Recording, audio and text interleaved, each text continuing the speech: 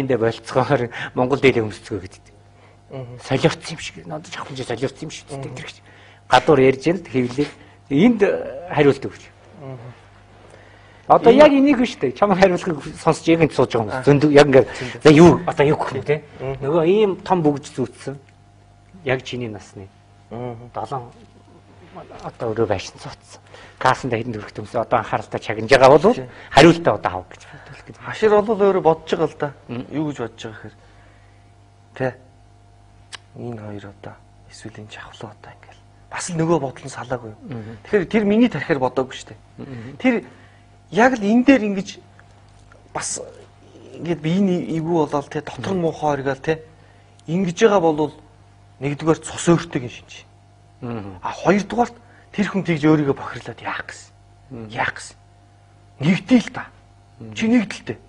Яг чам бүх юм байна шүү дээ. Тэр юмтайгаа хүрээд ирэлтэй тий. Тий, яг тийм муу хүн ч байсан хамаагүй тий.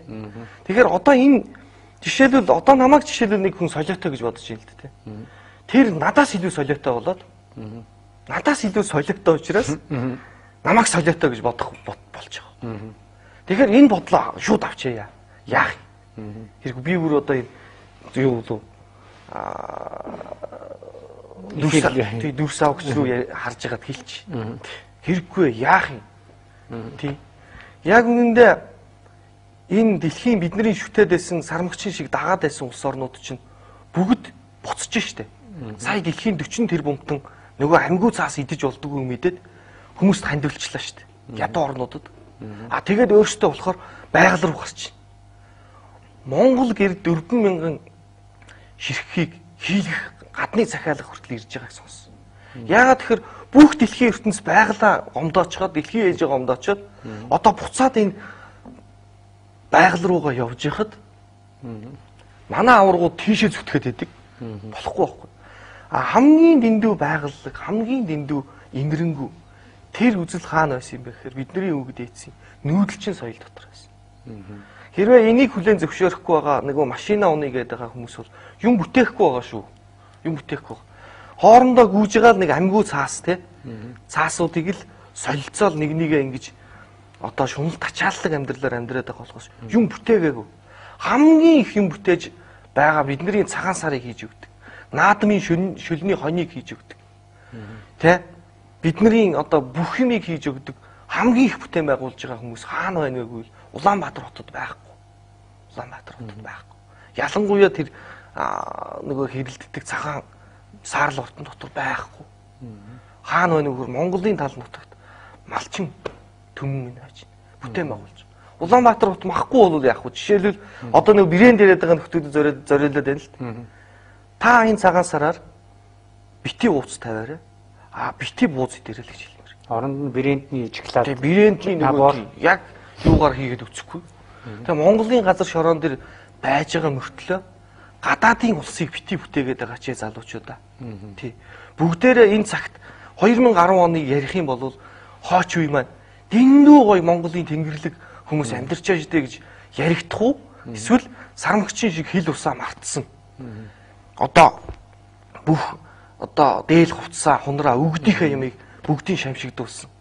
Одоо хүний яриагаар хүний амьдралаар амьдэрдэг, ярьдаг. Ингээд өвчин одоо бүх юмдаа ингээд баригдсан ийм хүмүүс байжээ гэж л яригдмааргүй л байна л да залуучуудаа.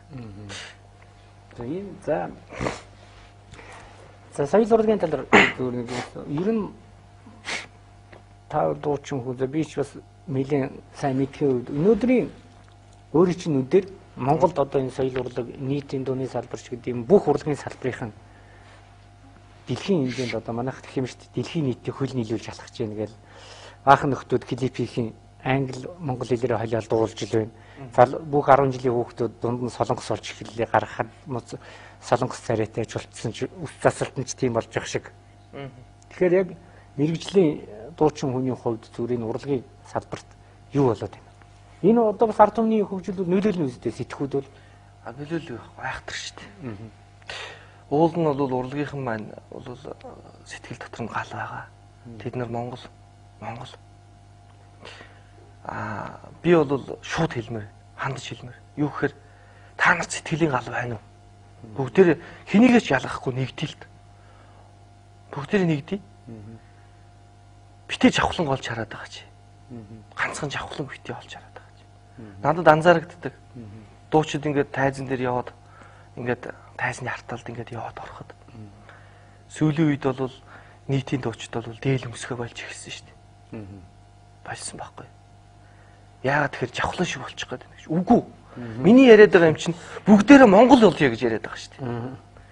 Нэг их хурлын гишүүнд хэлсэн гэлээ Афган наадмаар дээл боёод өгсөн чинь чи намайг жавхлан болгох гээд байгаа юм гэж. Яана. Би Монголыг яриад хахад тэнд хүмүүс намайг олж хараад шүү. Би бас хошигноод бодож байгаа. Нөгөө жавхлан нь Монгол болцсон ба шүү дээ тэгвэл. Монгол дээлийг би өмссөн. Би л өмс. Би өвгдээцсийг хувцсыг өмссөн шүү дээ. Яасан. Тэгэхээр бол гал байгаа манай урлагийнхэнд бол бүгдэнд нь байгаа. Одоо ингээл яг одоо энэ дотор би нэрлээд хэлэхэд бол хамгийн их галтай хүмүүсээс би ингээд нэрлэхэд харанхуй лаг байх. Айхтар гоё юм ярина. Тэр хүн хичнээн амьдралын даваа ногчоо тахаж байгаа ч гэсэн маш гоё зүйлүүдийг ярьдаг. Та хоёр нь уулзж ирсэн. Уулзж ирсэн. Жинхэнэ ховлоороо орно шүү дээ. За өшөө одоо энэ манай Сэрүүд багш бай. Ингээл яриа тоолоод байвал зөндөө байна л да. Гоё сэтгэлтэй тий галтай. Тэгээ миний хувьд бол бүхэл хүмүүс тайртай. Тэрэн дотор урлагийн миний одоо яг энэ он цагт байгаа хүмүүс байгаа. Сүүлийн үед бол энэ одоо энэ Батсингэл Куза гэдэг байгаа шүү дээ. Тэр энэ тэр одоо бид нар бол бас нэвтрэлцэж байгаа. Куза. Тий. Би Куза гэдэг та. Эдгээр ч одоо нэг гадаад нэр өгч юм уу? Бүгд тэгээд одоо бараг бүх хамтлаг ибибикидик бок нэр нөх аку каканаар гарч ирнэ гэх юм шүү дээ. За одоо яг хөө энэ дэр өөрчлөгдөхгүйгүй дээ. Харин тий энэ тэгэл нөгөө аав муутай айлын хүүхдүүд нь ийм л байхгүй. Бүр өвгдээцийнхээ өгсөн нэрнээс хүртэл зугатааж шүү дээ тийм. Тэгтээ бол болцсон байлээ.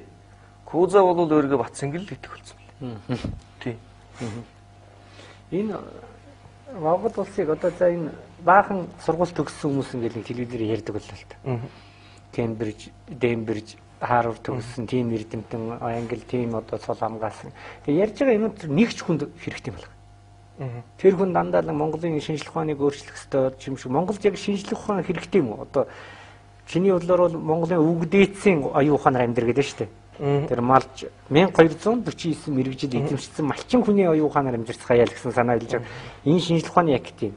Энэ олон сургууль доктор профессор гэдэг хэрэг байна уу? Тий. Хэд их эвдээд байгаа хүн талаас нь эвдээд байгаа юм биш үү тэдрийг. Тий. Энэ хүмүүс бол нөгөө дурсамжин дээр л одоо амьдраад байгаа. Өвгдээцийн дурсамжаар өөртөө бол өөрчлөгдөхийг хүсдэггүй. Ийм байгаад. Тэгэхээр миний яриад байгаа ганцхан зүйл баг. Та өөрчлөгдөж чи тий. Тэгээ энэ хэрвээ нөгөө Монгол хүчрэг болох хэвээр цаг эхлээд байгаа штэ. Эхэлсэн. Монголд нөгөө 2500 Чингис сэрж байна энэ төр гээл тий. Эсвэл нөгөө Чингисийн хөх цэрэг бууж байна гэж тий.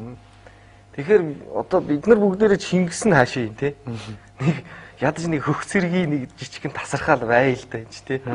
Тэгэхээр бол яалтчгүй бид нар хүчрхэг болохын тулд энэ өвгдийнхээ ухаан руу орох хэрэгтэй. Түүнээс биш би л мэдхгүй эрт манай хаадуудыг тийш одоо тий Америкийн сургууль сурч гинэ энэ гэсэн тийм сонсоогүй одоо. Тэгээд одоо тэрнийгээ ингээл яваад ахаар чи хөөхөн харагддаг шүү дээ. Тэгтээ чигөө. Жахаач сарахад хөртөж байна. Би хүртдэг. Хүртдэг. Гэтэ юмны тун бол таарах хэрэгтэй. Таардаг. Тааруулах хэрэгтэй тийм. Тэгээд ерөнхийдөө би мах их хитэн дараа нь бол миний хамгийн өргөн хэрэглээнд бол ус байгаа. Тэгээд нэг сарахад бол нэг 30 дугаар байранд л явж байгаа байх л гэж боддоо шүү дээ. Тийм. За энэ юу байгаа юм? За улс төрийн хөрөөнийхэн чи чамайг хөндлөж явдаг дууг чинь сонсдог хүмүүс ч би нүүрэн дээр чамайг муулчаар машинда чиний дууг сонсдог хүмүүсийг ч би бас мэднэ л дээ. Зүгээр одоо ингээд чи Монгол